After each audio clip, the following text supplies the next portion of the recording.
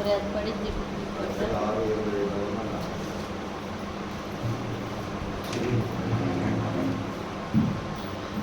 స్తోత్రం. హల్లెలూయా. దేవుడు ఇప్పటివరకు పాటల ద్వారా మహిమ పొంది ఉన్నాడు. జీవము కలిగిన దేవుని వాక్యాన్ని బట్టి అందరం శ్రద్ధ కలిగి ఆలకిద్దాము. వాక్యం నిమిత్తము ప్రేరేపణ కలిగిన వారు ప్రార్థించినట్లయితే తదుపరి వాక్యంలోకి వెళ్దాం.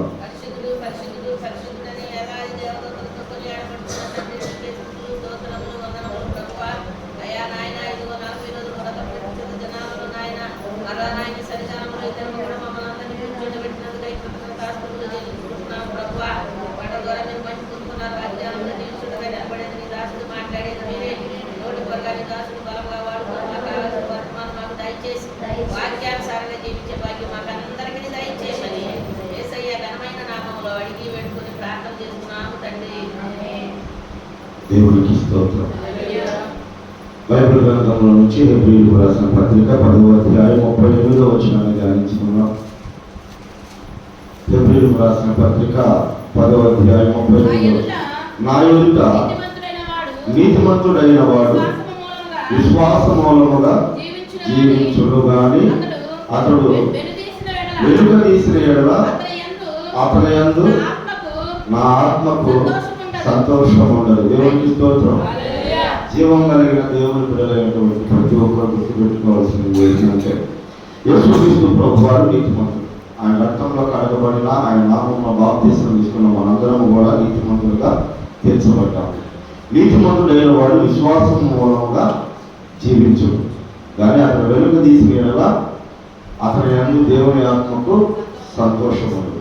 ఎందుకంటే నీ విశ్వాసం నిన్ను బలపరచాలి. కొంతమంది జీవం కలిగిన దేవుని దగ్గర ఎన్నో విషయాలపై ప్రార్థన చేస్తూ ఉంటారు. ఆ ప్రార్థన చేస్తున్నప్పుడు కొద్ది కాలంలో అది జరగకపోతే వాళ్ళు అనుకున్న సమయంలో అది నెరవేర్చకపోతే ఖచ్చితంగా వెనక తీసేటువంటి మనసు మనకు ఉంటుంది. ఇది జరగలే, ఇది అవ్వలే, దేవుడు కూడా మాకు మేలు చేయలేదు అని మాట్లాడి అవిశ్వాసపు మాటలు మాట్లాడుకొని ఆలోచన చేసి ఉంటారు. అందుకే వాళ్ళకి కొన్ని కార్యాలు జరగకుండానే వెనక్కి వెళ్ళిపోతూ ఉంటాయి. జీవం కలిగిన దేవుడికి ఇచ్చి మాకు వెంటనే రాలేదని, అలాగే మేము ఈ ఉపవాసాల నుండి 40 రోజులు ప్రార్థన చేస్తే మా కుటుంబంలో కార్యం జరగలేదు, మా పిల్లలకు వివాహాలు జరగలేదు, మా పిల్లలకు ఉద్యోగాలు కాలేదు, ఇలా చాలామంది అవిశ్వాసంతో మాట్లాడుకుంటూ ఉంటారు. దేవుని మన మూలపితుడైనటువంటి విశ్వాసులకు తండ్రి అయినటువంటి అబ్రహాము విషయంలో కూడా కొన్ని లోటుపాట్లు మనం గమనించవచ్చు. చూడండి, ఆదికాండం 15వ అధ్యాయం 1వ వచనం. ఇది జరిగిన తరువాత యెహోవా వాక్యము అబ్రహామునకు దర్శనమందు వచ్చి, అబ్రహామా భయపడము, నేను నీకు కేడమును నీ బహుమానము అత్యధికమగునని చెప్పాను. దేవునికి స్తోత్రం. హల్లెలూయా. జాగ్రత్తగా వినండి దేవుని వాక్యం. అబ్రహాం గారి దగ్గరికి ఏమొచ్చిందంట? దేవుని వాక్యం వచ్చిందంట. దర్శనం రాలా, కలరాలా, దేవుడు స్వరం ద్వారా మాట్లాడాల, వాక్యం వచ్చి మాట్లాడు. అంటే చాలా మందికి అర్థం కాని విషయం ఏంటంటే, దైవజనుడు ఒక మాట చెప్పాడు అనుకోండి, ఆ మాట ఎంతవరకు మనం నమ్మగలుగుతాము? వినడానికైతే వింటున్నాం, కానీ దేవుడే ఆయన ద్వారా ఆయన బిడ్డలైన వారి కుటుంబాలను బలపరచడానికి, వాళ్ళ విశ్వాసాన్ని స్థిరపరచడానికి దేవుని వాక్యం ద్వారా మాట్లాడుతున్నారని అందరూ గ్రహించుకోలేరు. వాళ్ళు ఎలా ఆలోచన చేస్తారంటే, మాకు దర్శనం రావాలి, మేము కళ చూడాలి, దేవుడు మాతో మాట్లాడాలి అని చెప్పేసి ఆలోచన చేస్తూ ఉంటారు. కాదు దేవుని బిడ్డలారా, జీవం కలిగిన దేవుడు ఆయన బిడ్డలైన వారిని బలపరచడానికి సేవకుల ద్వారా మాట్లాడించింది కూడా ఆయన మాటలు. అంటే మనము ఏదైతే అనుకుంటామో, ఊహిస్తామో అదే రావాలి, అదే జరగాలని కోరుకుంటాం. అబ్రహాం గారికి కూడా దేవుని వాక్యం ప్రత్యక్షమయ్యే భయపడమాక అని చెప్తున్నాడు. ఇది జరిగిన తర్వాత అంటే చాలా విషయాలలో అబ్రహాం గారు వేదంతో ఉన్నాడు, భయపడుతున్నాడు. ఏ విషయంలో భయపడుతున్నాడంటే నేను చెప్పడానికి కొన్ని విషయాలను నేను మీకు గుర్తు చేయగలుగుతాను.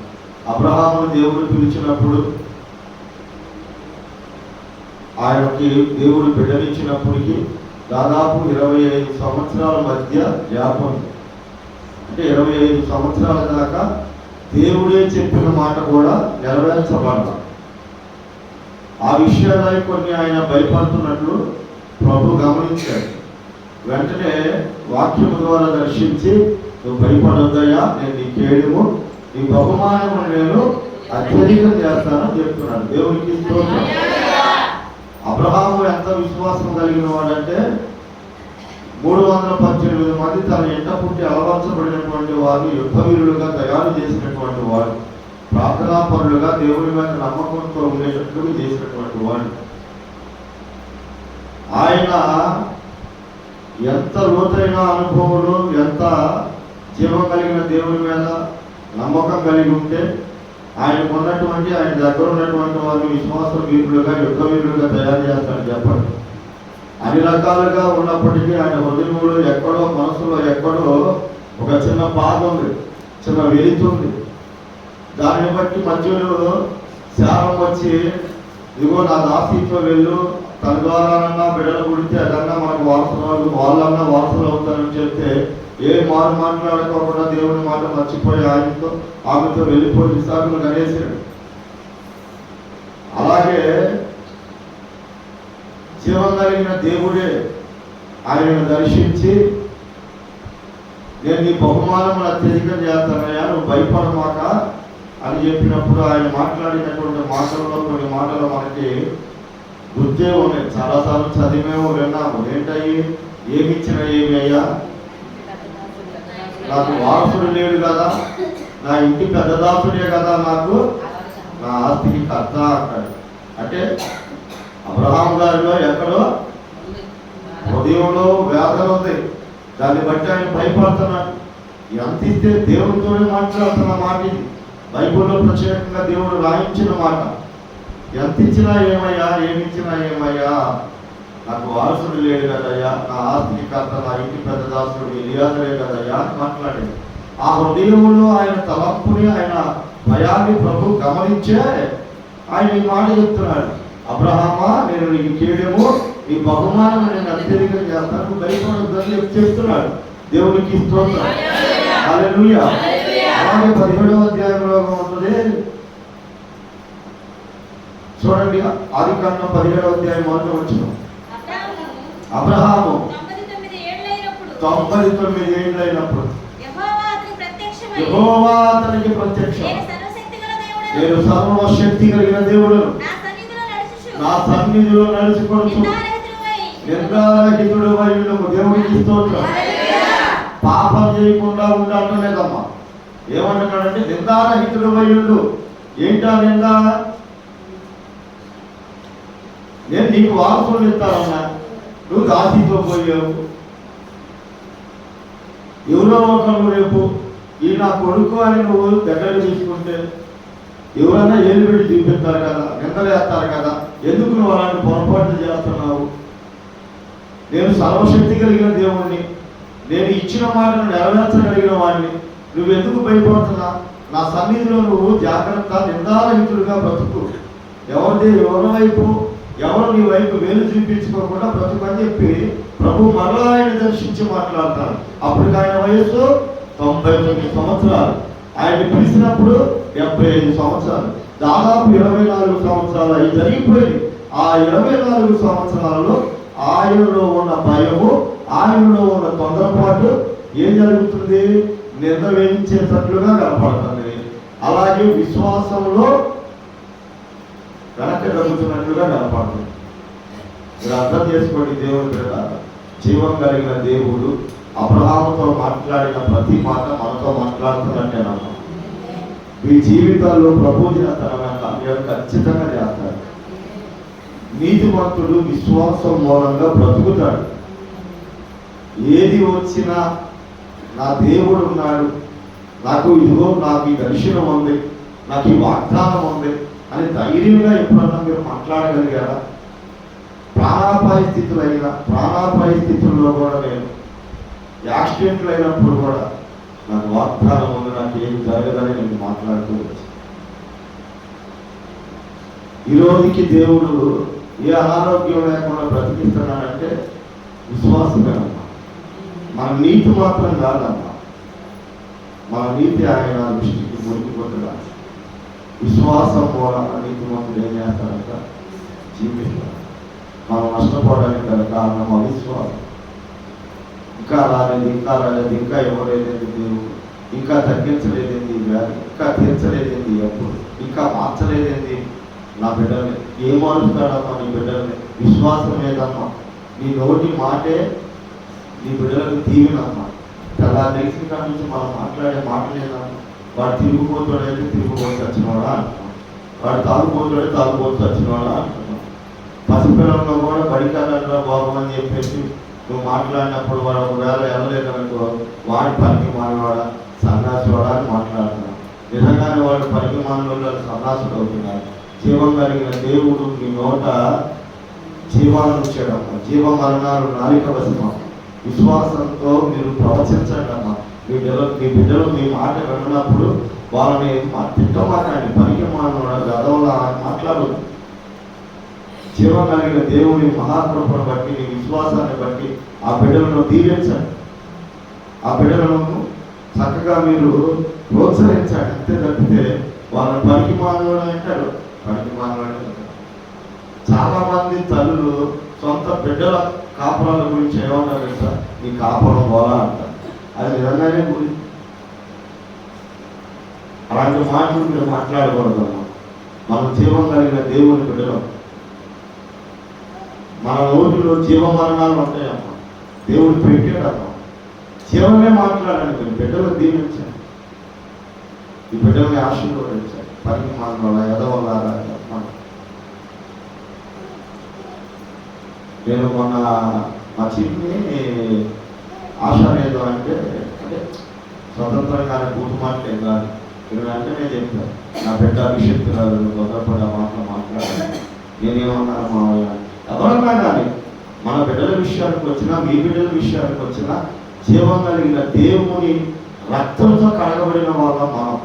ఆయన నీతిమంతుడు. ఆయన నోటి మాట వల్ల సృష్టించబడింది. ఆయన బిడ్డలుగా ఉన్న మనం, మన నోటిలో కూడా పవర్ ఉంది, శక్తి ఉంది. ఈ బిడ్డలను దీవించండి. పనికి మనం ఎదవతా అని చెప్పేసి మాట్లాడాలి. నిజంగా మనం ఎంతమంది అన్నారు ఈ అమ్మగారికి మాడని మాట్లాడతారు. అలాంటి మాటలు మాట్లాడతారు. నిజంగానే మాట్లాడే ఏదో ఒకటి అయిపోతా ఉంటారు. అదేవిధంగా పరమాత్మ అంటాం, కష్టంగా పడతారు. కాబట్టి దేవుని పెడతారా మీరు ఎప్పుడు కూడా యేసయ్య మీద నమ్మకం ఉంచండి. నిన్ను బట్టి నా దేవుడు నీ బిడ్డలను దీవిస్తాడు. నీ కుటుంబాన్ని ఆశీర్వదిస్తాడు. నీ వ్యాపారాన్ని దీవిస్తాడు. నీ ఉద్యోగాన్ని దీవిస్తాడు. నీ చదువులు, నీ బిడ్డల చదువులను దీవిస్తాడు. ఈడ మొహమ్మా చదివేది, ఏమో మొహమ్మా చదివేదని మాట్లాడతారు. వాళ్ళు నిజంగా 4-3 సార్లు ఆ మాటని చదువు మీద వాళ్ళకి ధ్యాసపోయింది. కష్టపడి చదువుకున్నా వీడిగా ఉద్యోగం వచ్చేది. వీడి పెద్ద పనిమానులు అంటారు. ఇక ఆ ఉద్యోగం వచ్చేది పెట్టేది. ఎవరైనా ఏదైనా వ్యాపారం పెట్టుకోవాలి ముందుగా ఎన్ని వ్యాపారాలు పెట్టి ఇది మాత్రం దీవించబడి మాట్లాడతారు. నోరు మనం ఏం మాట్లాడుతున్నామో అది ఖచ్చితంగా కొన్ని విషయాలు జరిగిపోతాము. కాబట్టి మాట్లాడాలి. దీవెనకరమైన మాటలే మాట్లాడండి. దేవునికి స్తోత్రం. హల్లెలూయా, హల్లెలూయా. ఎందుకంటే విశ్వాసం లేకుండా దేవునికి ఇష్టడై ఉంటే అసాధ్యం. ఎబ్రీయులకు రాసిన పత్రిక 11:6 ఉన్నది మాట. అంటే విశ్వాసం లేకుండా దేవునికి ఇష్టడై ఉంటే అసాధ్యం. అంటే విశ్వాసం ఉన్నవాడు దేవునికి ఇష్టడనేగా. మరి దేవునికి ఇష్టడైన వాడిని దేవుడు వదిలిపెడతాడా?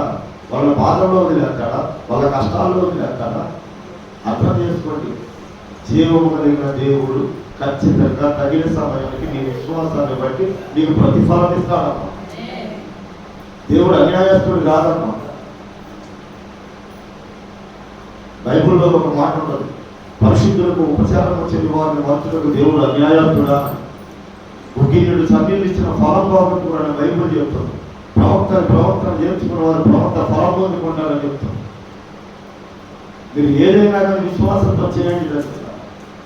ఖచ్చితంగా నా దేవుడు మీకు తగిన సమయాన్ని మనం గొప్ప వాళ్ళని చేసేస్తాడు. దేవునికి స్తోత్రం. హల్లెలూయా. హల్లెలూయా. చూడండి ఎబ్రీయులకు రాసిన పత్రిక 11వ అధ్యాయం 23వ వచనం. మోషే పుట్టినప్పుడు అతని తల్లిదండ్రులు ఆ శిశువు సుందరమై ఉండి చూచి విశ్వాసమును బట్టి రాజాకు భయపడక 3 మాసములు అతన్ని దాచిపెట్టింది. దేవునికి స్తోత్రం. మా ఎవరికి భయపడక రామసాగికి సైతం భయపడలేదట. దేనిని బట్టి? విశ్వాసమును బట్టి. ఎవరైనా పోలీసులు వస్తే మనం విశ్వాసం పోయిందో ఇది. ఎవరైనా మన ప్రాంతంలో ఒక నెంబరు లేకపోతే కౌన్సిలర్ వచ్చి మనం లేదన్నా అంటే అసలు ఒడిగిపోతాం, గడగడలాడిపోతాం. మనకు దేవుడు ఏమయ్యాడు? మన విశ్వాసం ఏమైంది? ఆడి బెదిరింపులు మనం బెదురుతామా? ఆడి వల్ల ఏమైంది? కంచి దాటుకొని రావాలి, దోతను దాటుకొని రావాలి, ప్రభువు దాటుకొని రావాలి, సైన్యములకు అధిపతి హోమాను దాటుకొని రావాలి. రాగలుగుతారా? ఒక్క దోత 1,85,000 మంది దెబ్బకి తప్పేసి ఒక్క దోత 1,600,000 దేవదూతలు ఉన్నాయి నా దేవాది దేవుని దగ్గర. మోషే గారి తల్లిదండ్రులు అంటే రాజానికే భయపడలేదంట. 3 నెలలు దాచిపెట్టేశారు. వాళ్ళ విశ్వాసాన్ని బట్టి వాళ్ళ బిడ్డని అన్న చేసే దేవుడు దాదాపు 30-40 లక్షల మందికి నాయకుడై నడిపించాడు. ఆయన ఎదురు సముద్రాలు చీలిపోయి, ఆకాశం చీల్చిపోయి చీలపరచబడింది, బండ చీల్చబడింది. ఆయన నడిపింపులో నడుస్తున్నటువంటి ఇశ్రాయేలీయులకు కాళ్ళు వారి లేదు, చెప్పులకు లేదు, బండల పాతికలు లేదు. ఆ ఫ్రెష్ భోజనం ఎప్పుడు చేసిన దేవునికి స్తోత్రం. తల్లిదండ్రుల విశ్వాసమును బట్టి మోషేని 3 నెలలు దాచిపెట్టినందుకు మోషే ఎంత గొప్ప చేసాడు చూడండి. మీ విశ్వాసంలో మీ బిడ్డలను గొప్ప చేసేస్తామా? విశ్వసించబడి కలవరపడటం భయపడాల్సిన అవసరం లేదు మనకి. ఎందుకు భయం? మోషే గారి తల్లిదండ్రులు భయపడ్డారా? రాజాజ్ఞకు భయపడక. రాజుకంటే గొప్పలు ఎవరున్నారని ఒక భూమి లేదు. ఇక్కడ ఎవరున్నారు చెప్పండి? తెనాలి పట్టణంలో. ఈ తెనాలి పట్టణంలో మనం ఏ దేవాలు ఎవరన్నారంటే అంతకించేమో పెద్ద నాయకులు యూనిస్ట్. అసలు రాజుకే భయపడలేదంటే అర్థం చేసుకోండి దేవుని వాక్యాన్ని. ఎందుకు మన జీవితాల్లో కార్యాలు జరగటం లేదు? ఎందుకు మనం దీవించబడటం లేదు? అవిశ్వాసము మనలో ఉండబట్టి దేవునికి ఇష్టలుగా కాకుండా పోతున్నాము. అబ్రహాముని చెప్పిన వాగ్దానం అబ్రహాము జీవితంలో నెరవేర్చడానికి అబ్రహాములో ఉన్నటువంటి లోటుపాట్లన్నింటినీ సరి చేసుకుంటూ వచ్చాడు. దేవుడు సరి చేసుకుంటూ వచ్చాడు లేదా? ఏముంది అబ్రహాంలో? ఏం భయపడుతున్నాడు? ఎన్ని ఇచ్చినా ఎన్ని ఉంటాయి, ఏముందో ఉపయోగం? సంతానం లేని గాయా అని మాట్లాడు. ఆ భయం ఉంది. ఆ భయాన్ని తీసేసాడు మాట్లాడి. తర్వాత చెప్పినా కూడా చేసిన పనిని బట్టి ఆధారణ బట్టి ఎందుకయ్యా అనవసరంగా నిద్రేసుకొని ఏలెత్తి చూపించుకుంటా, నేను సర్వశక్తి కలిగిన దేవుణ్ణయ్యా, ఇచ్చిన మాట నెరవేర్చగలిగిన వాడినయ్యా, ఇదిగో నా సన్నిధిలో నువ్వు నడుచుకోవచ్చు, నిందారహితుడై బతకవైనా అని చెప్పాడు. దేవుడికి కోరుతున్న దేవుడు పెట్టారా? ఒకటే, నీ విశ్వాసమే నిన్ను గెలిపించింది. నీ భర్త నీ మాట్లాడలేదా? మారట్లేదా? నీ విశ్వాసము నీ దేవుడి దగ్గర ఖచ్చితంగా నీ భర్త మారిపోతాడు. ఖచ్చితంగా నీ బిడ్డలు మారిపోతాడు. ఖచ్చితంగా నీ పేదరికం పోతుంది. ఖచ్చితంగా నువ్వు పోషించబడతావు. ఖచ్చితంగా మన అప్పులు తీసివేయబడతావు. ఖచ్చితంగా మనమే ఇచ్చేవాళ్ళంగా మారిపోతాం. నువ్వు ఎక్కడ అడుగు పెడితే అక్కడ దీవెనే. నీ నోటి మాటను నా దేవుడు ఖచ్చితంగా నెరవేరుస్తాడు. ఈ మాటలన్నీ మీరు గుర్తుపెట్టుకోండి. ఈ 40 రోజుల వ్రత ప్రతిష్ఠిత దినాలలో ప్రభువు దగ్గరకు వస్తున్న మీరు ఎట్టి పరిస్థితుల్లోనూ కొన్ని ఆటంకాలు జరుగుతాయి. నువ్వు అనుకున్న దానికి విభిన్నమైనటువంటి వ్యతిరేకమైనటువంటి కార్యాలు కొన్ని జరుగుతాయి. ఆ కార్యాలను బట్టి నువ్వు కలవరపడొద్దమ్మా. విశ్వసించేవాడు కలవరపడని యెషయా గ్రంథంలో ఉంటుంది. కలవరపడొద్దు. ఏది నా దేవుడు నా భర్తని నన్ను నా కుటుంబాన్ని మందిరంలో చూపించాడు కదా, ఏంది ఇతను ఈ రకంగా చేస్తున్నాడు, ఇంక ఈడేం మాట్లాడు, ఆ కార్యం ఏం జరిగింది అనవద్దు. ఎప్పుడు నేను ఒకటే మాట, నా దేవుడు చూపించాడని జరిగింది. హల్లెలూయా. హల్లెలూయా. నిజంగా విశ్వాసం అంటే అలానే ఉండాలి. నేను చెప్పాను చాలాసార్లు మీకు చెప్పాను, ఎక్కడికి వెళ్ళినా ఈ పాస్టర్ గారు కానీ రాకని మేస్త్రి బట్టల కొట్లో పనిచేస్తాడు అనేవాడు కాదు మా నాన్న. అంత తాగుబోతుగా ఉన్నప్పుడే జనాలందరూ చీచా అంటున్నప్పుడే నా తర్వాత సేవకుడు అయ్యా అని చెప్పేవాడు నా తండ్రి. ఆయన విశ్వాసమే ఈ రోజు నన్ను ఇక్కడ కూర్చోబెట్టింది. నీ విశ్వాసమే నీ వ్యాధి తగ్గించింది. నీ విశ్వాసమే నీ మీద పనిచేస్తున్న చీకటి కార్యాలను లైపరిచింది. నీ విశ్వాసమే నువ్వు కోరుకున్నదల్లా నా దేవుడు జరిగిస్తాడు. దేవునికి స్తోత్రం. హల్లెలూయా. చూడండి, ఇంకో మాట నేను మీకు చూపిస్తాను.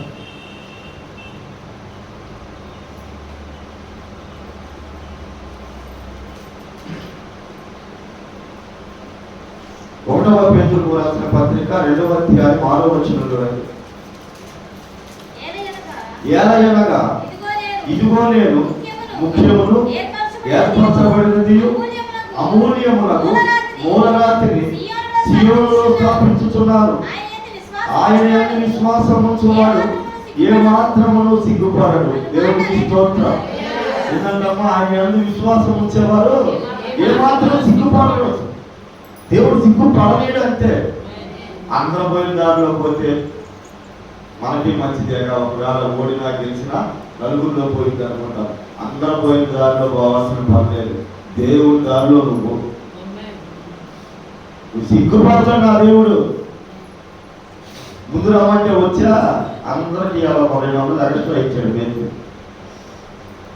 పోతే పాని ఏం పర్వాలేదు, దేవుడి కోసం 10 నిమిషాలు లేట్గానే వాళ్ళు తీసుకెళ్ళి వాళ్ళ న్యాయబద్ధంగా వాళ్ళు అనుభవిస్తారో లేదో తెలియదు, కానీ నా దేవుడు నీ విశ్వాసాన్ని బట్టి ఖచ్చితంగా నా దేవుడు నీకు వాళ్ళకంటే ఎక్కువ ఆశీర్వాదాలు ఇస్తాడు. 4 రోజులు వాళ్ళకి పని లేకపోతే ఏమైంది, అవసరమైతే 10 రోజులు పని చేయగలుగుతాడు దేవుడు. మీరు అర్థం చేసుకోండి అమ్మా. చాలా మంది విశ్వాసం ఉంచగలిగిన వాటి మీదే ఉంచుతున్నారు. పెద్ద పెద్ద వాటి మీద ఉంచుతున్నారు. చిన్న చిన్న వాటి మీదే విశ్వాసం ఉంచుతున్నారు. నీకు అవకాశం ఉంటే వచ్చి అడుగుతున్నావు అంటే, అవకాశం లేకపోతే ఎవరైనా పిలిస్తేనో ఫంక్షన్కి వెళ్ళిపోతున్నాం. అసలు విశ్వాసాలు అయిగాదమ్మా. జీవం కలిగిన దేవుని మూలముగా నువ్వు పుడితే ఆ పుట్టిన వాళ్ళు ఎలా ఉంటారంటే ముందు దేవుని పనులే చూస్తారు. తండ్రి పని కాకోకుండా ఇంట్లో కుమారుడు లేరు అని చెప్పి ఊరుకుంటాడు తండ్రి. మరి దేవుని మూలంగా పుట్టిన మనము చూడండి, ఆ మాట నేను మీకు చూపిస్తా. 1వ యోహాను పత్రిక 5వ అధ్యాయం 4వ వచనం చూడండి. దేవుని మూలముగా పుట్టిన వారందరూ లోకమును జయించుదురు. లోకమును జయించిన విజయము మన విశ్వాసమే. దేవునికి స్తోత్రం. లోకమును జయించిన విజయం ఏంటంట? మన విశ్వాసమేనమ్మా. లోకంలో ఖచ్చితంగా చాలా శ్రమలు, చాలా ఇరుకులు, చాలా ఇబ్బందులు, ఆటంకాలు వస్తాయి. కానీ వాటి అన్నింటినీ జయించగలిగినది, జయింపజేసేది నీ విశ్వాసం. హల్లెలూయా. హల్లెలూయా. ఒక్క పూట కూటి కొరకు తన జ్యేష్ఠత్వం హక్కు నమ్ము వేసుకున్నా ఈ సేవలు అంటాడు బస్సు డ్రైవరు ఉన్నాడేమో చూసుకో. ఒక పూట కూడి మనం దేవుని దగ్గర మానుకుంటే మన ప్రతిదినం అన్నీ పోషిస్తారు. మీరు కూడా నేర్చుకోండి ఈ పాట. మందిరంలో ఎప్పుడైనా కానీ మనం ఈ మందిరం ఓపెన్ చేసినప్పుడు అంటే ఆ 4 రోజులు బియ్యం తీసుకెళ్ళి పేదరాలకు ఇచ్చారు. ఆ 4 రోజులు కానుక ఒక సేవకుల చేతిలో పెట్టారు. ఎందుకంటే మొదటిగా దేవునికి ఇచ్చేస్తే నా బిడ్డల తరాన్ని నా దేవుడు పోషిస్తాడు, సమృద్ధినిస్తాడని మీరు కూడా నేర్చుకోవాలమ్మా. ఎందుకంటే మన దేవుడు అన్యాయస్తుడు కాదు, మన దేవుడు సిగ్గుపరచడు. నువ్వు ఆ రోజు దేవుడి మందిరానికి అందరికంటే ముందు చెయ్యెత్తేవు, ఈ రోజు పిల్లకి లేకుండా పోయింది పీడి కడతారు. కానీ కొన్ని చిన్న చిన్న ఆటంకాలు అవుతాయి. భయపడద్దు. నా దేవుడికి ఇచ్చిన విషయంలో నువ్వు మాట్లాడాల్సిన పని లేదు. నాకు నా దేవుడు ఏదో ఒక దిక్కుకు సహాయం చేయగలిగిన సమర్థులను నువ్వు విశ్వసించు.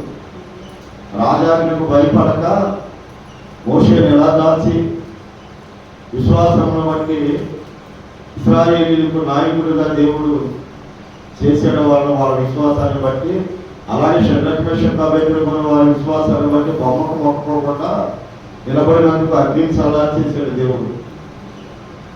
దానియేలు కూడా అంతే, రాజు తీర్మానానికి రాజానికి భయపడక యథాప్రకారం ప్రార్థన చేసుకోవడం వల్ల సింహాలను ముగించేశాడు. చిన్న చిన్న విషయాల్లో మీరు విశ్వాసంతో ఉండదు కాదమ్మా. ఈ విశ్వాస పరిణామం ఎంతో, బలం ఎంతో, లోతు ఎంతో తెలియాలంటే చావు బతుకుల్లో ఉన్నప్పుడే దేవుని మీద ఆధారపడాలి. ఏమి లేనప్పుడే ఉన్నాయని దేవునికి ఇచ్చేసానంటే ఇవ్వమని కాదు, ఈ విశ్వాసం పరిణామ బలం చెప్తున్నాను నేను. యేసుక్రీస్తు ప్రభు వారు చూస్తుండగా దేవాలయంలో అందరూ కానుకలు వేస్తున్నారు. వాళ్ళందరూ అంట ఉన్న దాంట్లో వేసారంట. 2 కాసులే అయినప్పటికీ ఆమె దగ్గర ఉన్నదంతా వేసిందంట. ఉన్నదంతా వేసిన ఆమెను దేవుడు కొనియాడాడు. అందరికంటే ఎక్కువ వేయలా, అందరికంటే చాలా తక్కువ వేసింది. అందరూ 100లో వేస్తే 2 రూపాయలు వేసింది అనుకోండి. ఆ 2 రూపాయలని పొగిడాడంటే ఆమె దగ్గర ఉన్నదే ఆ 2, ఉన్నదంతా వేసేసింది. దేవుడి మీద ఆధారపడుతున్నాయా? నాకు ఆకలి అవుతుంది, అమ్మ పెట్టు, నా బిడ్డకు అవసరమైంది ఇవి, ఉన్నాయన్నీ నీకే ఇచ్చేసినాయి, నా దగ్గర లేవు. అడుగు, ఒక తండ్రి ఒక బిడ్డ ఒక తండ్రిని ఎలా మారా చేసి తీసుకుంటాడు అలా తీసుకో.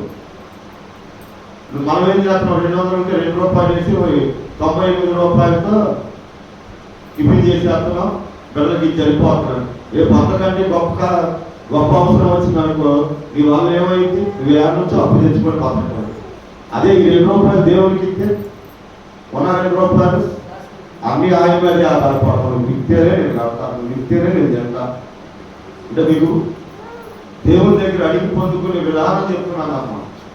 ఎప్పుడు కూడా దేవుని పరిచర్య చేస్తున్నావు అంటే అది లేట్ అవుతుంది. నీ దేవుని కంటే ఏం కాదు, భయపడాల్సిన పని లేదు. నీ విశ్వాస పరిణామం చూస్తున్నాడు దేవుడు.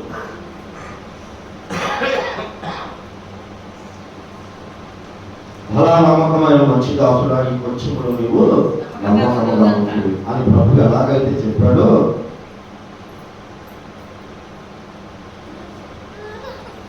మనకున్న కొద్ది స్థితిలోనే నమ్మకంగా ఉంటే ఖచ్చితంగా ఉన్నతమైన స్థితిని దేవుడు మనకిస్తాడు. బలమైన కార్యాలు ఎంతో విశ్వాసం ఉంచాలి. మొదటగా రావాలని, మొదటగా చేయాలని మీకు ఒక మాట నేను చెప్తాను. ఇక్కడున్న వారిలో చాలామంది నేను సేవకునే కారణం చూస్తున్నాను. నేను మొన్న ఫిబ్యాక్ గురించి చెప్పాను. ఫిబ్యాక్ ఇంట్లో అతికి శారద 8 సంవత్సరాలు చెప్పండి. తండ్రి ఉన్నాడా లేదు, తల్లి సహాయం చేసేది కాదు, అన్నదమ్ములు అక్క చెల్లిలా లేవు, భర్త చెప్పవచ్చు చెప్పకూడదు, తాగుడు బాధించలేదు, ఏ ఆధారం లేదు, ఏ దిక్కు లేదు. ఆ బిడ్డ 50,000 రూపాయలు దేవుడికి కానిపించినట్టు ఎవరు నమ్ముతారని, ఆ బిడ్డ దశమ భాగం ప్రతి నెల 2,500 రూపాయలు ఇచ్చిందంటే నమ్ముతారా మీరు? ఏమి లేని బిడ్డ ఈ రోజున బంగారం లాంటి ఇల్లు కట్టుకొని భార్య బిడ్డలతో, భర్త బిడ్డలతో సంతోషంగా ఉంటుంది. మనకు అన్నీ ఉన్నాయమ్మా. వెనక మన తల్లిదండ్రులు ఉన్నారు, ఇల్లు ఉంది, బంధువులు ఉన్నారు, బలగం ఉంది. మనం కానీ దేవునికి అంత విశ్వాసం ఎంతవరకు ఎప్పుడు ఇలా ఏమి లేని పెట్టి 50,000 ఇంటికి వెళ్ళాము. ప్రతి నెల 2,000, 2,500 దశంభాగం ఇంటికి వెళ్ళాము. ఆ బిడ్డ విశ్వాసాన్ని బట్టి దేవుడు దాదాపు 8 లక్షలు, 9 లక్షల రూపాయలు పెట్టి స్థలం ఇచ్చాడు. దాదాపు మరలా 7 లక్షలు పెట్టి ఇల్లు కట్టించి కాలికి మట్టి కాకుండా బిడ్డల్ని హాయిగా బ్రతికించాడు. ఈ విశ్వాసమే నమ్మాలని బ్రతికించింది. ఈ విశ్వాసమే నమ్మాలని ఎత్తిపడుతుంది. నమ్మండి. ఎవరిని నమ్మాలంటే ప్రభువుని నమ్మాలి. మనం ప్రభువుని నమ్మాలి. నేనేదో చెప్తున్నాను, ఇదంతా ఈ స్వార్థం కోసం అనుకోవద్దాము. నేను ఇప్పటివరకు ఎప్పుడు చెప్పలా, మీకు సమయం వచ్చింది కాబట్టి విశ్వాసాన్ని బట్టి మీ అందరికీ నేను తెలియపరుస్తాను. ఎందుకంటే మీరు కూడా బలపరచబడాలి. నా ఉద్దేశం ఏంటంటే నా బిడ్డలందరూ దీవించబడాలి. ఒకళ్ళు 2 3 దీవించబడడం కాదు, నా సంఘం అంతా నాకు దేవుడు అప్పచెప్పిన బిడ్డలందరూ దీవించబడాలి. మీరందరూ దీవించబడితేనే కదా సంఘం మనం దీవించబడి ముందుకెళ్ళేది. మానక దశంభాగం తీసి 50,000 రూపాయలు కట్ట తీసుకొచ్చి దేవుడికి ఇచ్చి పండగలకి పబ్బాలు కొడితే 5,000 అలా ఇచ్చారు. ఎవరికి తెలియదు ఇంతవరకు, ఎవరికి చెప్పొద్దని చెప్పారు. కానీ నేనే ఇప్పుడు విశ్వాసాన్ని బట్టి నేను చెప్తున్నాను. ఆ బిడ్డను దేవుడు ఆ ఇంటి వైపుకి వెళ్ళినప్పుడు నాకు బహు సంతోషం వచ్చింది. అంత గొప్ప దేవుడు అయ్యాను. నేను నమ్ముకున్న బిడ్డను, నీకు ఇచ్చిన బిడ్డను అందరూ అనాథలుగా విడవయ్యా అని సంతోషపడుతూ వస్తాను. అర్థం చేసుకోండి దేవుని బిడ్డ. మనమేం చేస్తామంటే మన ఇంట్లో ఆ వాడికి ఎంత, వీడికి ఎంత, నెలకి ఎంత, పాలకి ఎంత, కరెంట్కి ఎంత, రెంట్కి ఎంత అని లెక్క వేసుకోండి. అసలు దేవునికి ఎంత అన్న మాట ఇప్పుడు మీ నోటు వచ్చిందా? నీ ఇంటి దగ్గరే ఒక తీర్మానం తీసుకున్నావా? అలాగే నేను ఆ పని చేయాలి, ఇట ఇందాక గొడ్లు ఉతకాలి, అంటులు కావాలి, వంట చేయాలనుకుని తయారు పెట్టుకున్నావు. కానీ నేను దేవుని మందిరంలో ఎంత సమయానికి వెళ్ళాలి, ఎంత సమయం ఉండాలి, ఎంత సమయం ప్రార్థన చేసుకోవాలి, ఒక పాట అయినా దేవుని సన్నిధిలో స్తుతించాలి. ఆయన ఎప్పుడన్నా దేవుని మందిరం గురించి నీ భక్తి జీవితంలో నేను నిలబెట్టే ప్రార్థన గురించి ఎప్పుడన్నా లెక్కలు వేసుకున్నావా? లెక్కలు వేయాలమ్మా. అనాపాయ స్థితిలో నుంచి దేవుడు ఎన్నోసార్లు మనల్ని తప్పించి జీవింపజేస్తున్నాడు. నిజంగా కొన్ని విషయాల్లో విలువారి చెవులు గింగులు అన్నట్లుగా అద్భుతాలు మన కాళ్ళ ముందే జరిగిస్తాడు. హైదరాబాద్ నుంచి వచ్చింది ఒక అమ్మాయి, మా సొంతమే. వాళ్ళ అక్కాయి పెళ్ళికి, ఆ అక్కాయి కొడుకు పెళ్ళికి కాటించడానికి వచ్చింది ఆదివారం పూట.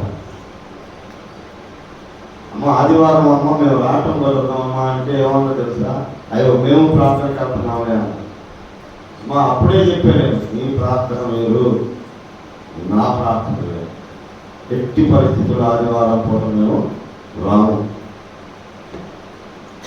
కొన్నాళ్ళకి దేవుడు ఆ బిడ్డను కూడా మన సంఘానికే తీసుకొచ్చి రక్షించాడు. దేవుడికి స్తోత్రం.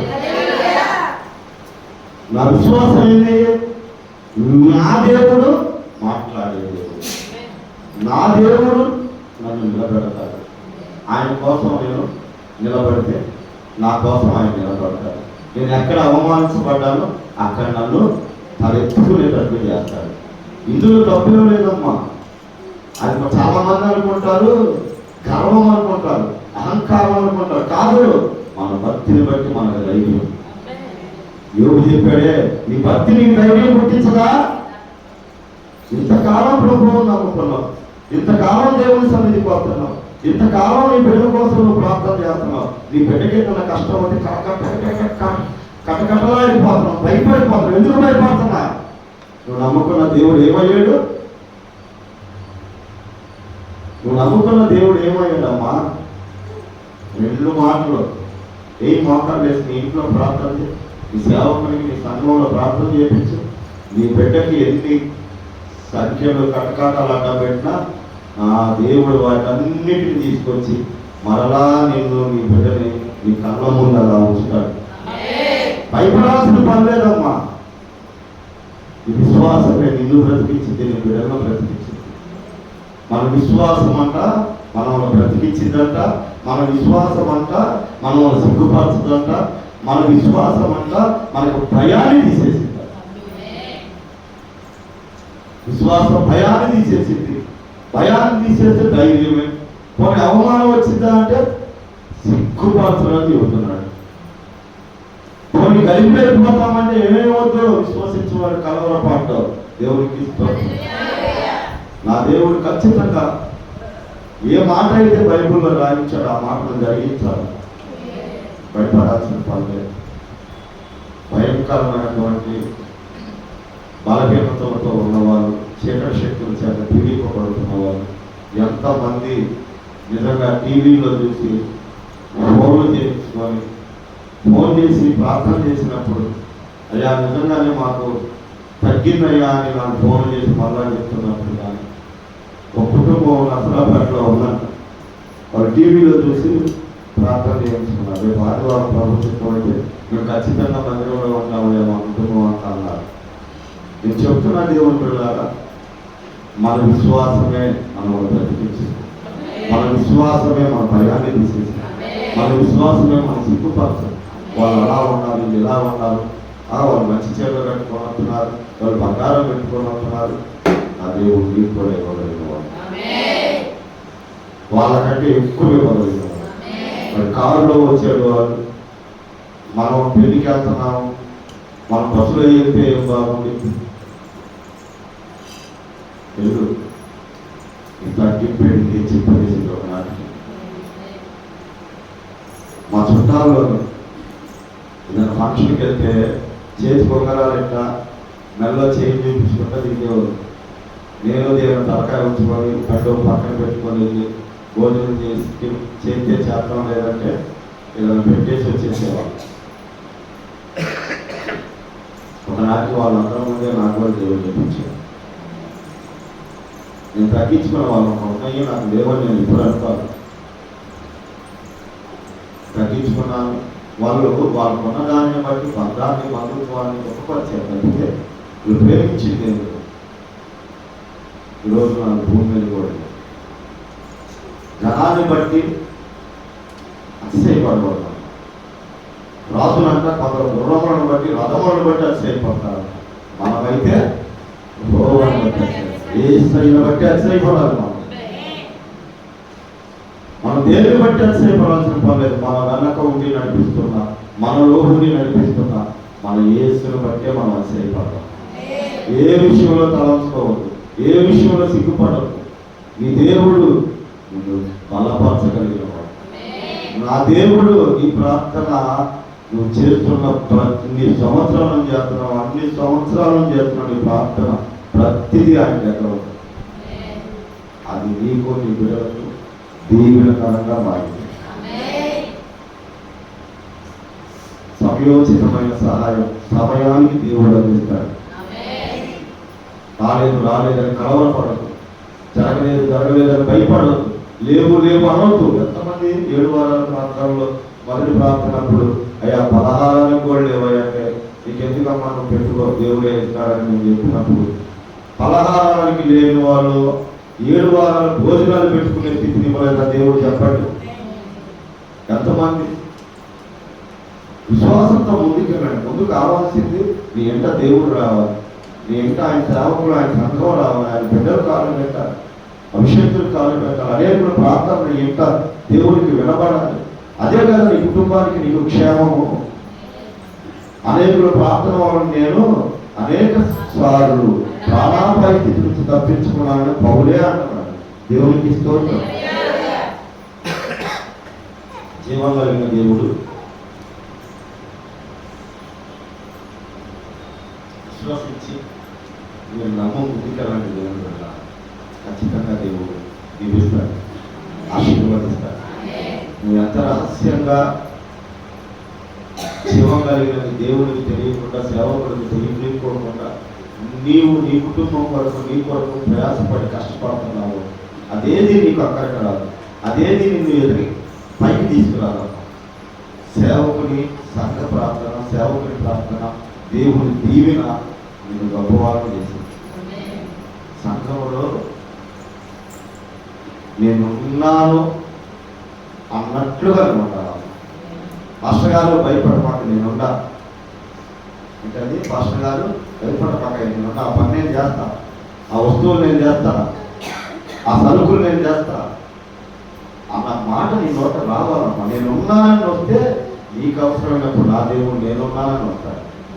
దేవునికి స్తోత్రం. హల్లెలూయా, హల్లెలూయా. అర్థం చేసుకోండి ఈరోజు దేవుని మాటలు. ఉక్కీనుడు చన్నీళ్ళు ఇస్తేనే పొలం బాగొట్టుకోరని చెబుతున్నాడే. ప్రవక్త అంటే ఎవరు? సేవకులు. సేవకులను చేర్చుకునేవారు సేవకుల ఫలం పొందుకుంటారు. నీతిమంతులను చేర్చుకునేవారు నీతిమంతుల ఫలం కొరకు పొందుకుంటారంట దేవుని ప్రకారం. పదే సేవకులు మీ కొరకు ప్రార్థించి మీ గురించి, మీ కుటుంబాల గురించి దీవించయ్యా అని మాట్లాడతారు. నీ క్షేమము, నీ మేలు కోరుకునే వాళ్ళు నీ ఇంట్లో రావటం నీ మేలమ్మా. అది నీ విశ్వాసంలో ఒక భాగమే. మనం చూడండి, బాగా డబ్బులు వచ్చినప్పుడు అందరిని పిలిచేసి ఫంక్షన్ పెట్టారు. ఫంక్షన్ పెడతంలో తప్పు లేదమ్మా, వాళ్ళందరిలోనూ గణపరచబడడంలో తప్పు లేదు, గణపరచబడాలి. ఏంటయ్యా అంటే నా దేవుడు నన్ను జీవించాడని తెలియపరచాలి.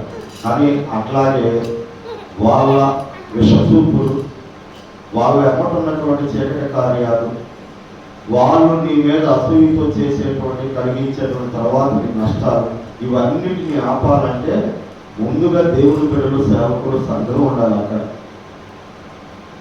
నువ్వు ప్రతి దాంట్లో దేవుడిని తీసుకురా, ఖచ్చితంగా ప్రతిదీ దేవుడే చేస్తాడు నీ జీవితంలో. నీ బిడ్డలకు ఉద్యోగాలు రావాలి, వివాహాలు జరగాలి. ఉందా నీ పని ఎంత, నీ జీతం ఎంత, నీ బడ్జెట్ ఎంత? నువ్వు దేవుని మీద విశ్వాసంతో ఉండు, ముందుకెళ్ళు. జీవం కలిగిన దేవుని మీద ఆధారపడు. ఒకసారి నేను నిజంగా చెబుతున్న దేనా వాళ్ళ అమ్మకున్న విశ్వాసం నాకు కూడా ఉండదు. మైసూరు పొగాకు పనికి వెళ్ళారు, శ్రీలక్ష్మి వాళ్ళ అమ్మ. అక్కడ ఆహారం బాగాలేదు, పని చేయలేకపోతున్నారు, మొత్తానికి ఏదో సంథింగ్ జరిగింది. మాకు ఫోన్ చేశారు, ఛార్జీలతో పెట్టుకొని ఉన్న పాటలు వచ్చేయండి అమ్మ అన్న. అప్పుడు 40 రోజులు ప్రార్థన జరుగుతుంది మాకు. వాళ్ళు అక్కడ అన్ని రోజులు పనిచేస్తే రూపాయలు సంపాదించింది లేదు. నగరంలో పరిస్థితి ఎలా ఉందంటే రెండు దగ్గర అందరూ టాపీ పేషెంట్లు, లారీ డ్రైవర్లు, ఏదో ఒక పని చేసుకునేవాళ్ళు, మొద్దు పని చేసుకుని బిల్లులు వచ్చేవాళ్ళు, పొగా కంపెనీలు వచ్చేవాళ్ళు. అయినా వాళ్ళందరూ 2 బిల్డింగ్లు కట్టుకొని ఉంటారు. పూరీలు కనపడదు జనాభాలో బదాలు పనికూలి అయినా. అంటే పనికి వెళ్ళాము, ఎంత వచ్చినా ఎంత సంపాదించుకున్నారు. వీళ్ళు మైసూరు వెళ్ళి ఏం సంపాదించింది నేను ఉట్టి చేతులతో వచ్చారు. దానికి 40 రోజులు ప్రాంతంలో ఉంటున్నామంటే వాళ్ళ అందరూ తిట్టారు. నిజంగా మేము విన్నాం. ఆడకి వెళ్ళావు, పావులు సంపాదించుకోలేదు, ప్రాంతాన్ని ఆడ కూర్చుంటే నీ పిల్లలు వయసు వచ్చిన వాళ్ళు ఎవరు చేస్తారని పిల్లల పెళ్ళిళ్ళు అని చెప్పి తిట్టే రావు. నా దేవుడే ఉన్నాడన్నా, దేవునికి స్తోత్రం.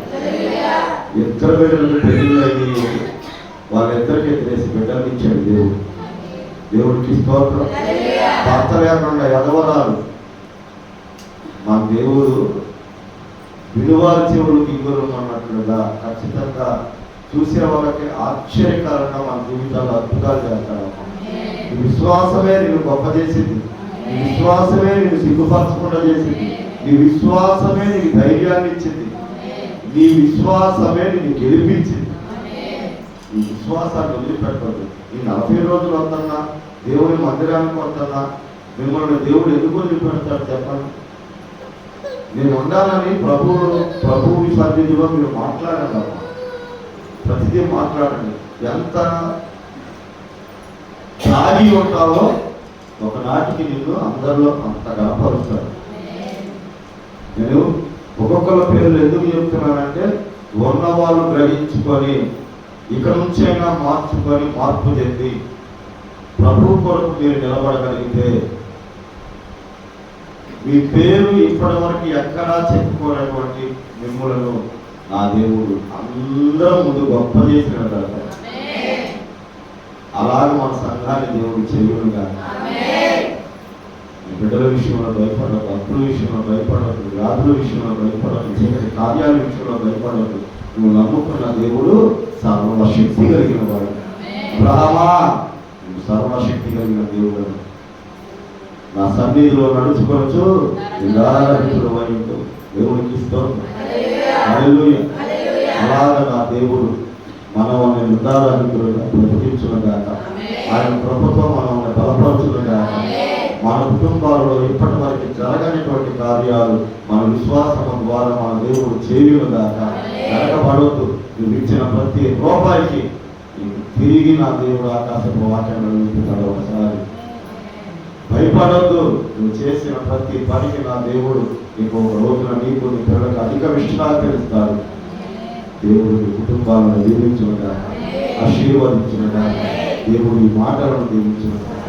ఆమె పరిశుద్ధ ప్రవర్తన మహాగణుల చెప్పబడిన మాటలు నీ మాటలు విలువైన వెలకాలైన ఈ మాటలు నేను మేమందరం మాటల ప్రకారంగా దీవించే భాగ్యాన్ని ఇచ్చాను. నజరేయుని యేసు నామములో అడిగి వేడుకొంచున్నాము పరమ తండ్రి.